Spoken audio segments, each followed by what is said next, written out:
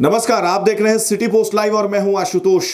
कल सवर्ण आरक्षण बिल राज्यसभा से पारित हो गया, लेकिन इस आरक्षण बिल पर महागठबंधन के अंदर जो फूट है या यूं कहें विचारों का जो मतभेद है वो भी दुनिया के सामने जगजाहिर हो गया।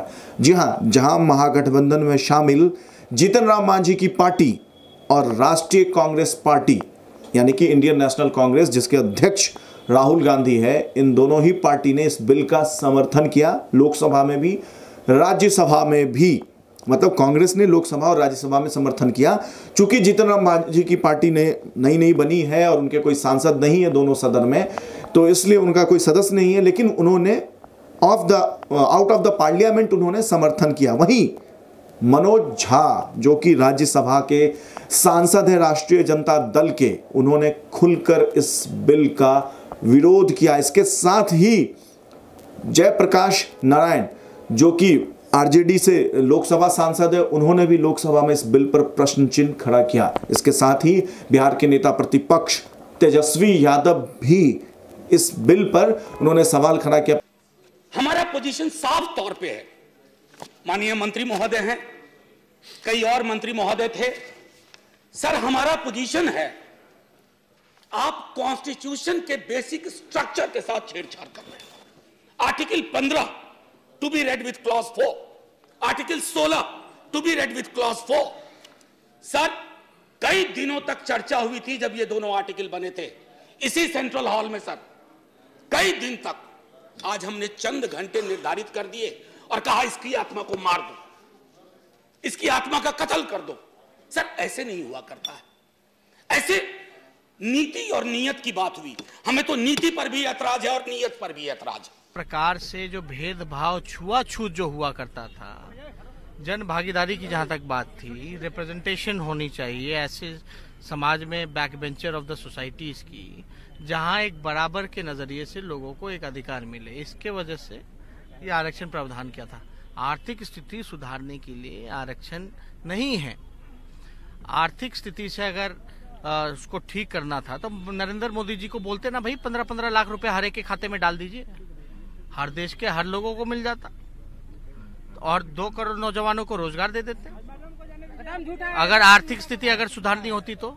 और जो जातीय जनगणना जो हुई है शैक्षणिक तौर पे, आपका आर्थिक तौर पे, जातीय तौर पे, वो जो है वो सामने रखना चाहिए था, जनगणना को सामने रखना चाहिए था।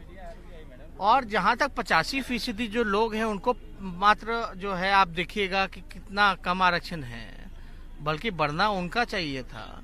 और जिस प्रकार से जो 50% जो है वो उसका लाभ कौन उठा रहा है? जो बाकी के जो 15% लोग हैं, 50% लाभ कौन उठाने का काम कर रहे हैं? वही लोग उठाने का काम कर रहे हैं। और किसको मिल रहा हुआ है? तो जाहिर सी बात है कि जिस तरीके से सवर्ण आरक्षण बिल पर कहीं ना कहीं विपक्ष में या यूं कहें बिहार के महागठबंधन में जो मतभेद सामने आया है, उससे तो ये कहा जा रहा है कि महागठबंधन में सब कुछ ठीक नहीं। इसके साथ साथ सिर्फ यही मुद्दा नहीं है जिससे कि ये कहा जा सकता है कि महागठबंधन में सब कुछ ठीक है। सीट शेयरिंग के फॉर्मूले को लेकर के भी महागठबंधन में पशुपेश है। सभी नेता रांची के रिम्स में लालू यादव के चरणों में दरबार लगा रहे हैं, हाजिरी लगा रहे हैं, उनको मनाने में है कि उनकी दलों को ज़्यादा सीटें मिल जाए। इसके साथ साथ आरजेडी के अंदर भी पाटलिपुत्र लोकसभा सीट को लेकर के जो विवाद है वो जगजाहिर है, उसमें किसी से वो विवाद छुपा हुआ नहीं है। इसके साथ साथ कांग्रेस अलग दावा कर रही है कि वो 20 सीटों पर लोकसभा चुनाव लड़ेगी। आरजेडी पहले ही कर चुकी है कि वो 20 सीटों पर लड़ेगी। तो अब क्या जीतन राम मांझी और उपेंद्र कुशवाहा झुंझुना बजाएंगे जो मनोज झा कल राज्यसभा में दिखा रहे थे? आपको याद होगा कि उपेंद्र कुशवाहा सीट शेयरिंग के फॉर्मूले पर ही तो गए थे महागठबंधन में। जीतन राम मांझी तो ऑलरेडी दावा कर चुके हैं कि वो भी 20 सीटों पर चुनाव लड़ सकते हैं, उनकी 20 सीटों पर तैयारी है। सूत्रों के हवाले से बात माने तो उनको 3 से 4 सीटें चाहिए कम से कम। तो क्या होगा महागठबंधन का? उपेंद्र कुशवाहा का क्या होगा? जीतन राम मांझी का क्या होगा? और कांग्रेस कहीं ना कहीं यह दावा कर रही है कि वो बड़ी पार्टी है, राष्ट्रीय पार्टी है और उसका जनाधार जो है वो बढ़ा है, इसलिए उसको ज्यादा सीटें चाहिए। वो मानने वाली नहीं है। कांग्रेस के कई विधायक बैक टू बैक एक के बाद एक ये बातें दोहरा रहे हैं कि उसको 20 सीटें चाहिए कांग्रेस पार्टी को, कांग्रेस पार्टी सम्मानजनक समझौता करेगी। तो जो पशुपेश की स्थिति है महागठबंधन में, उसको देखकर यह कहा जा सकता है कि महागठबंधन के अंदर सब कुछ ठीक नहीं है। अगर आने वाले समय में बिहार में या यूं कहें बिहार की राजनीति में कुछ नया समीकरण देखने को आपको मिलता है, या कोई बिहार की राजनीति में कुछ ऐसा फैसला होता है, बिहार के राजनीतिक दल कुछ ऐसा फैसला लेती है जो एक नया समीकरण को जन्म दे बिहार में, तो ये कोई आश्चर्यजनक नहीं होगा। ऐसी स्थिति कहीं ना कहीं अंदर खाने बन रही है। एक दूसरे के साथ तो है राजनीतिक दल, एक दूसरे के साथ गठबंधन में भी हैं, दावा भी कर रहे हैं कि उनका गठबंधन जीतेगा तो उनका गठबंधन जीतेगा, लेकिन जब तक चुनाव नहीं होता है, यूं कहें जब तक आखिरी नॉमिनेशन नहीं होता प्रत्याशियों का, तब तक बिहार की राजनीति आपको सस्पेंस में रख सकती है या आपको चौंका सकती है समय समय पर। तो आप भी इंतजार कीजिए और हम भी इंतजार कर रहे हैं कि अगर आने वाले समय में कोई भी लेटेस्ट अपडेट आएगा, कुछ ऐसी सरप्राइज न्यूज़ आता है बिहार की राजनीति से, तो हम सबसे पहले आप तक पहुंचाएंगे।